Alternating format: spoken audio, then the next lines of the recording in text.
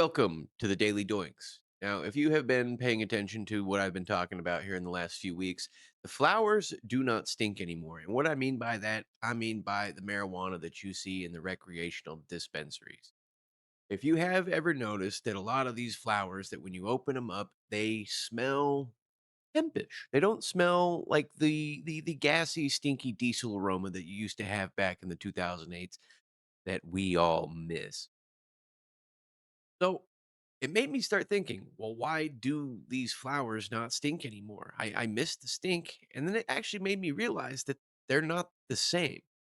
The flowers don't feel the same. The effects are not the same as when they were back in the day, I guess I could say. So I did some digging. The 2018 Farm Bill. Now, here's where the loopholes and the tricky things really start to take play. Delta 9 THC. If your flower is below the Delta 9 THC percentage, which is 0.3%. Below that, you can transfer that entire truckload across the country with no questions asked. What do I think these dispensaries are doing? That if their flower isn't selling, they are taking it across the country to some of these dispensaries that are in multiple states at the same exact time. So that's why sometimes you will see jars of flower in your dispensary, and the harvest date was 16 months before you just purchased this.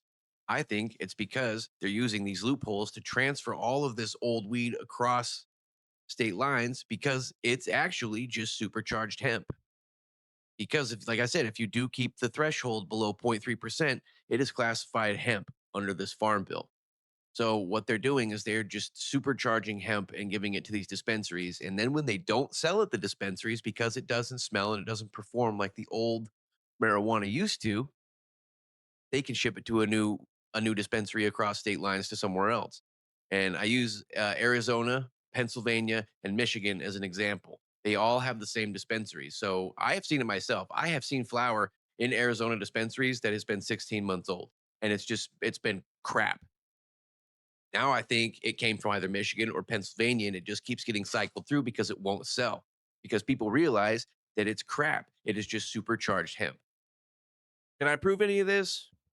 Not necessarily, but there are actually active investigations in South Carolina, in multiple other states, New Jersey, both Carolinas actually, and Texas, I believe. I don't have that right here in front of me, but yeah, it's happening, and people are mad. And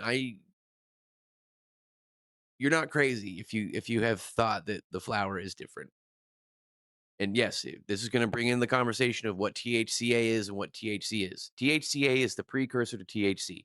If I add heat to THCA, it burns off the A and becomes THC. But what it is with this legal mainstream flower is the Delta 9 THC levels are so low and so juiced in these THCA levels that it does feel a little bit different than if you were to get that marijuana that you were actually used to. So that's my take on it. I hope you enjoyed.